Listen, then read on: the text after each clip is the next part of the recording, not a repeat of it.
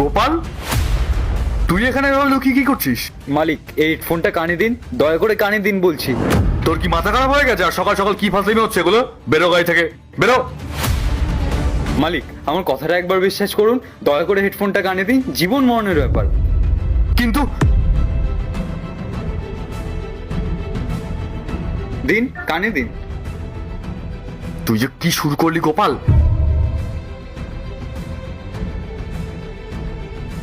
এবার এই ভিডিওটা দেখুন। মালিক, আমার কথা মন দিয়ে শুনুন। ম্যাডাম আপনার গাড়ি ব্রেক ফেল করে দিয়েছেন।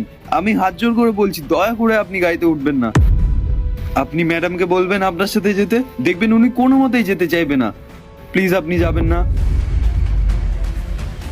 তুই সব কি সব বলতল বকছিস? হ্যাঁ, বেরিয়ে আয়, বেরিয়ে আয় গাড়ি থেকে, বেরিয়ে আয়।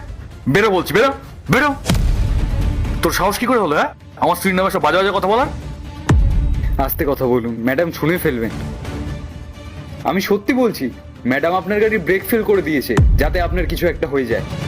আর এই ব্যাপারটা কেন করেছেন সেটাও আমি জানি। তোর তো সাহস কম না? তুই পাইলের নামে সব বাজে বাজে কথা বলার সাহস কি করে পেলি? হ্যাঁ, তুই খুব বাড়াবাড়ি করছিস গোপাল। তুই খুব ভালো করে কান খুলে শোন। পায়েল আমার স্ত্রী হয়, ওকে আমি খুব ভালোবাসি, আর ওর উপর আমার অগাধ বিশ্বাস আছে। ও আমার সাথে এমন কিছু করতেই পারে না। আর তোর এই মিথ্যে বদনাম করে না কোনো লাভ হবে না। মালিক, দয়া করে একবার আমার কথাটা বিশ্বাস করুন। এই মিথ্যে কথাটা বলে আমার কি লাভ হবে বলুন? আমি তো জানি আমি ধরা পড়লে আপনি আমাকে চাকরি থেকে বের করে দেবেন, আর এই চাকরিতে চলে গেলে আমি কত বড় বিপদে পড়বো আপনি জানেন। তবুও যখন বলছি, নিশ্চয়ই কোনো বড় ব্যাপার আছে মালিক। না, কোনো ভাবি না। এটা আমি কখনো বিশ্বাস করবো না যে পায়েল এমন কিছু করতে পারে, কারণ ও আমায় খুব ভালোবাসে।